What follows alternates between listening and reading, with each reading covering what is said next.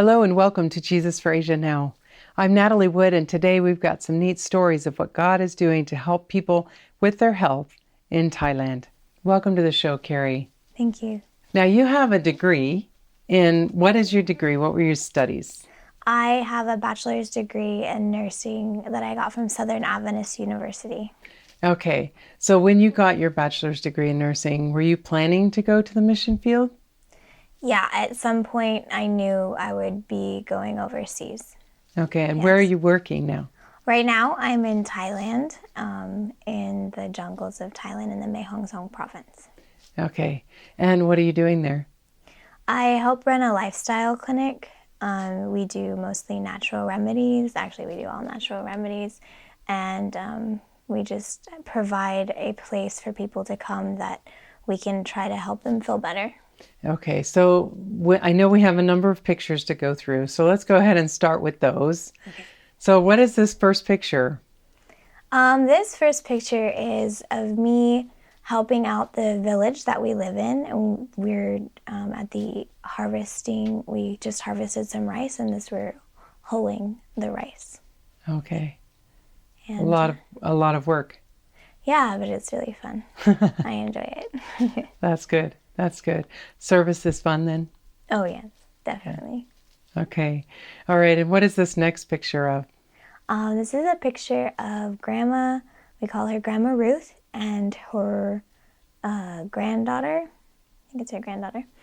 And Grandma Ruth is kind of the reason that we kind of all got started. Our clinic really started taking off is because of her. And she has end-stage renal disease. And when Lisa and I first assessed her, we weren't quite sure exactly what was going on. So after we went to the hospital and got test results, we knew what was going on, and we formed a treatment plan, all natural. And we've been taking care of her every single day since then.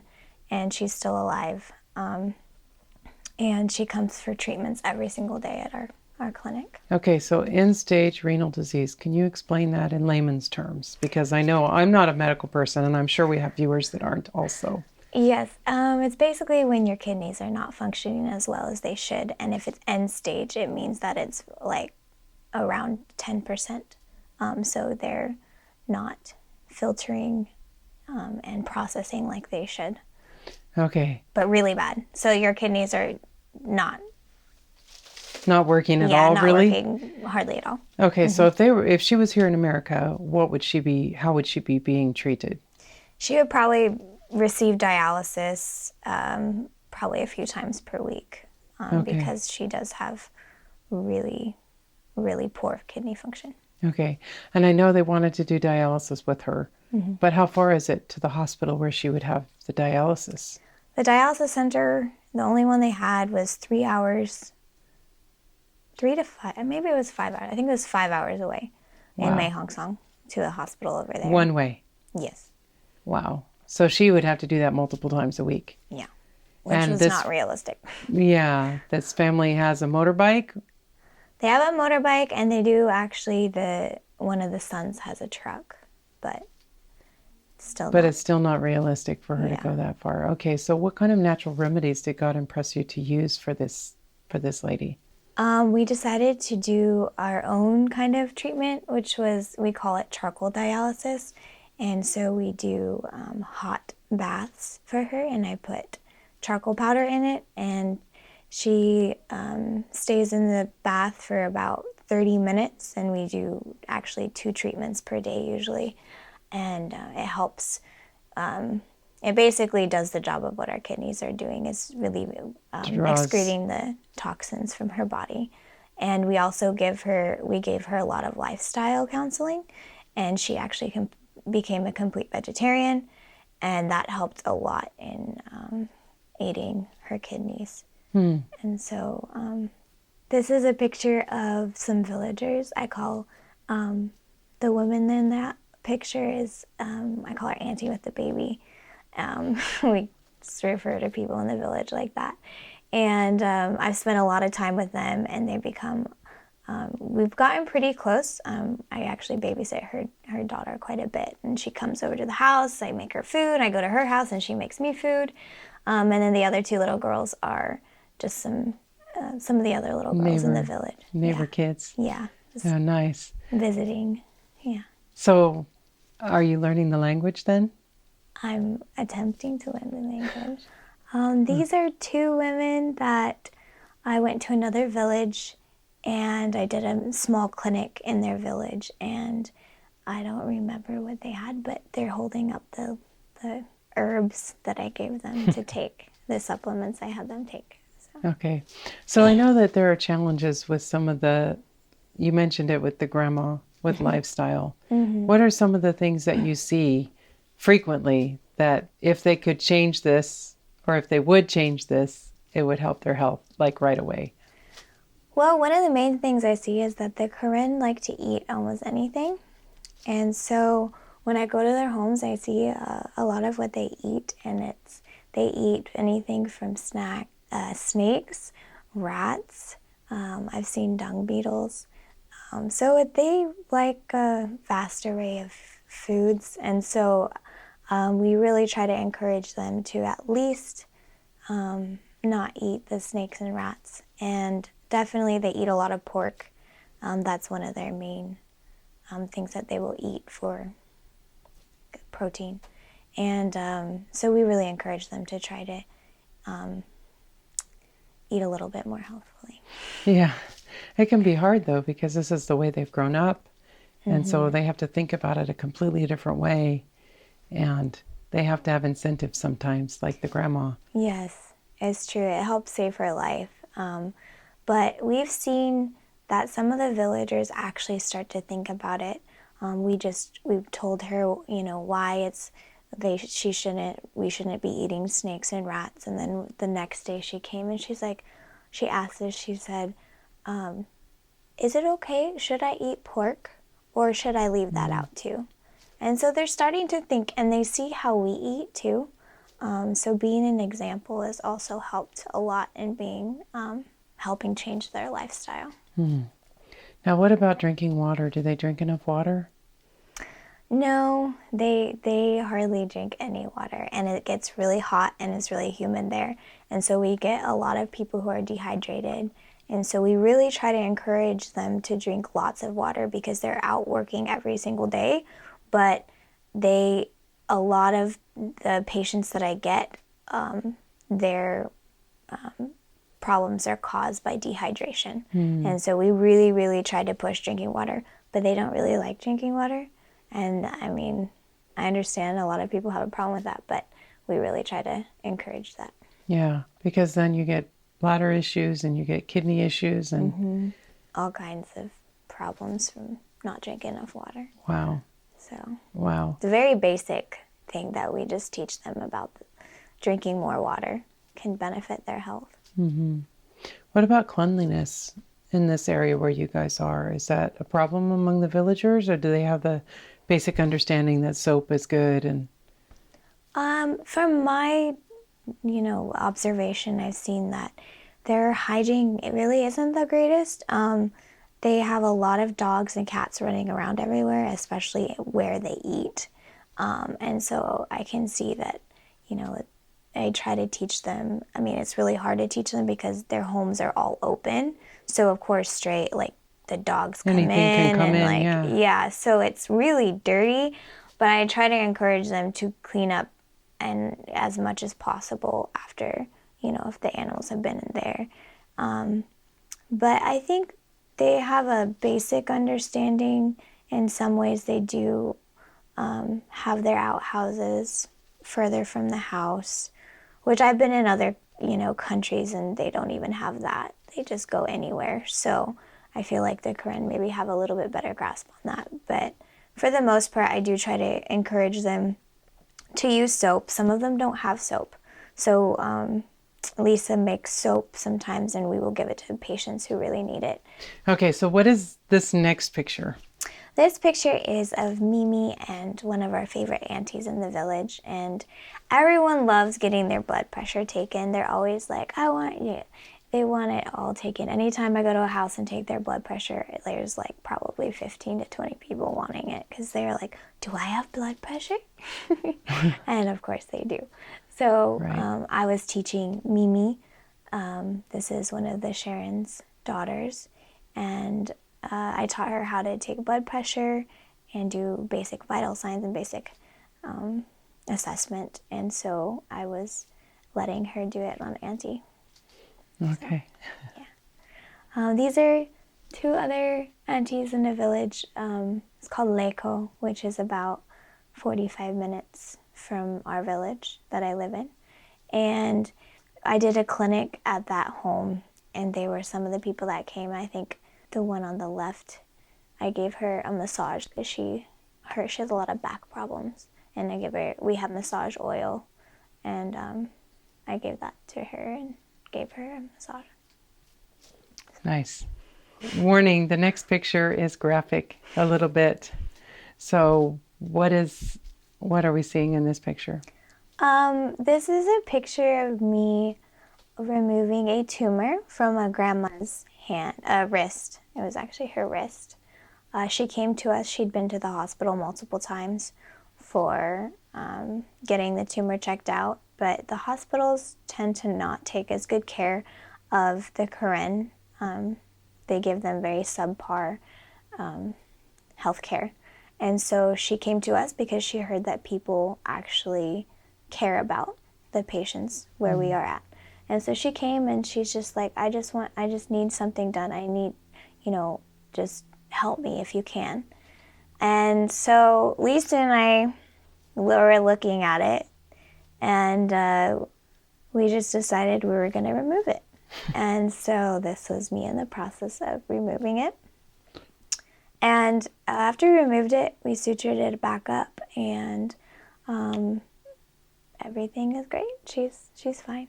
It was a little bit of an adventure. It was an adventure. I've never gotten nauseous. I don't think I can ever remember in, working as a nurse or anything. And I worked in OR. I worked in different places. But when I was doing this, I definitely got a little nauseous. I think it was a little bit more than, it is definitely something I've never done before. So, but she's really happy that we care about her and we wanted to see her feeling better. So. Oh, good. All right. So you're being challenged in your medical skills. Yes. And your training. Very challenged. But it's good because I have to ask for wisdom all the time from God, and He gives it. So. All right. And then you get to see the blessing of how He heals people. Yes. Even when, and I know you've got a story to share, but okay. even when it's like, how in the world could this ever help? Mm-hmm. And then it helps. But that story's coming. Yes. So what is this picture? I'll actually probably talk about it here. This is a group of young people I met in the village of Leko. Two of them are Buddhist, and the one on my foreigner. right he's French. He's with the Peace Corps, and he is Catholic. And I met them all in the village of Leko, and we just decided, some young people. The Karen girl on my left, she speaks very good English. And I actually met her. We went on a really, really nice hike in their village. And her name is Guitar, and she was my translator on the day that I went. The grandma I removed the tumor from, we sent her home, but I wanted to make sure that her sutures were healing. I mean, her skin was healing fine. And so I went to her home, and we had a few more people come in that needed some medical help. And this is a Po village, and I am learning Ska Karen. And so it was really difficult to understand because it doesn't overlap very well. No, and they don't know, none of them really knew Ska. At least in my Po village, most of them know Ska. So we can communicate that way. But in this village, they didn't even know Ska. I knew like a couple words in Po. But a patient came in, or this auntie came in, and her hand is stuck like this. And I was trying to examine it and try to figure out what was wrong with it. I didn't see any I didn't really see any scarring, any wounds, anything. But she says she said it hurts a lot to even move it. And so I was just thinking and praying, and I was just like, well, I don't know what happened, but I was like, Lord, I have no idea what happened to her hand.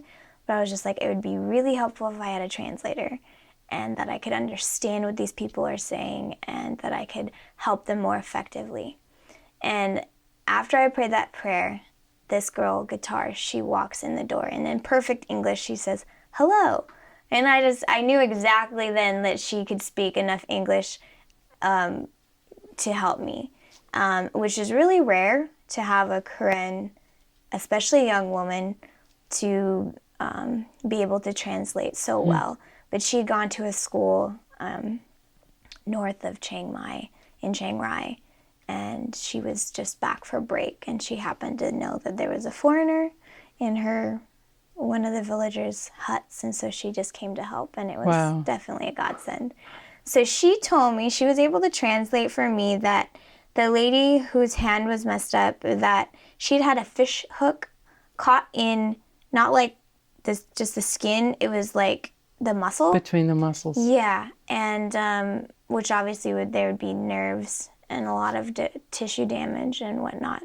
And so she had that removed about 2 months ago.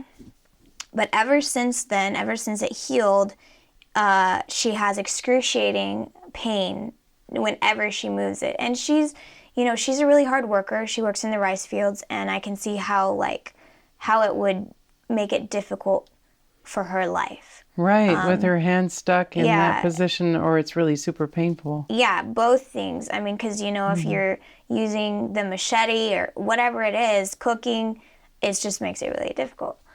And I was just like, so I figured I think it's nerve damage. That's basically what I came up with. And I was trying to figure out how I could treat it. And I only bring a backpack with me because I take my motorbike, and so I don't have a whole lot of supplies with me. But I always have charcoal. It's always my go-to. And so I was just praying. I was like, I don't really have anything. I mean, like, nerve pain is like, and nerve damage, sometimes it can, get better, but it takes a while. And, I just didn't know really what could help it. So I just was like, well, I have charcoal. And I was praying, and I was just like, I'm just going to use the charcoal. I have no idea if it's actually going to do anything, but it doesn't hurt to try.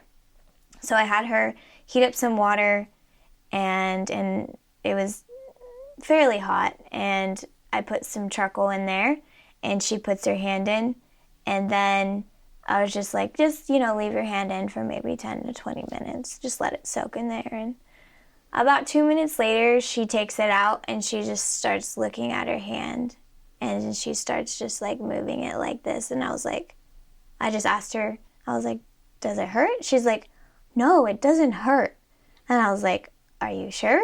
She's like, no, there's no pain, and I can move it, like, totally move it. And I was just like, great. Wow. I'm so glad. I didn't want to act too surprised, because I know God can do those things. And God can perform miracles, and He is. But I was just really happy to see that she was feeling better, and her hand was totally functional. Yeah, in 2 minutes. Yeah, in 2 minutes. God's remedies. Yes. Wow. Yeah. Well, He told you what to use He did. to help her. That's neat. Okay, well, we want to tell another story now. Okay. And that's the story of how God took care of you and Mimi in the dark one night. So would you share with us what was going on that day? Yes. About once a week, I will go to this village, Gaduki, for a medical clinic. And usually I'd been going on motorbikes, but it was rainy season, so I decided to take the truck, which is four-wheel drive. And Mimi decided to come with me, and Lisa just said, just remember, there's no headlights, so just be back before dark. And I was like, okay, sure, no problem. I left around early afternoon or something. And I'm forgetting that, lots of people like to come when I do medical clinics. And so I got there, and there was a lot of patients, a lot of people to see, a lot of people to talk to. And right as I was, we were about to go because we would have enough time to get back before dark, this man comes running and literally gets on his knees and starts begging me to come visit, come see his wife because she's really sick. And so, of course, I want to go help her. And so I go see, and we talk to her, and I do an assessment, and it takes a long time because she has a lot of problems. She has a lot of diseases, and just trying to know what to give her, what I had, what I could give her, what I need to bring, and just things like that. It took a really long time. But that's okay. We left maybe 20 to 30 minutes before it got dark. So I thought, well, I'll just drive a little faster. And so it was starting to get dark, and we made it to where it goes to the dirt road. That's maybe 2 or 3 miles from our house. And then it was dark by the time I was about 1.5 miles from the house. And we had no lights. I actually gave Mimi my phone to try to shine it, some light. But there was no light. So it was dark, and it's really windy on the way back, especially after the dirt ride. You have a drop off on one side that goes down into the valley, and then you have banks on the other side.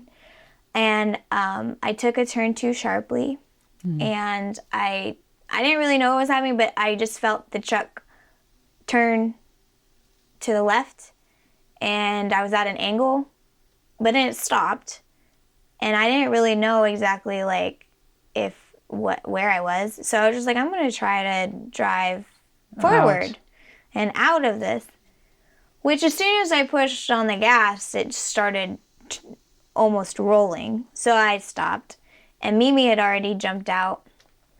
And so I jumped out, and I was kind of almost just we were both holding our breaths, just waiting for it to just roll down the mountain, or down. Now, when you jumped out, it sounds like the truck was, kind of level, and you could just jump out, but that's not what. No, I climbed out the window. Sorry, yeah. Yeah, you climbed out using the center console or something. Yeah. Isn't that what you? I think anyway. So. Yeah, it was really at an steep angle. Yeah, and so I climbed out the window. But in Thailand, the steering wheel was on the right side, and so I was sitting on the right side, and so it was you were actually on the uphill easier. side. Yeah, so it was a little easier to get out from there. Okay.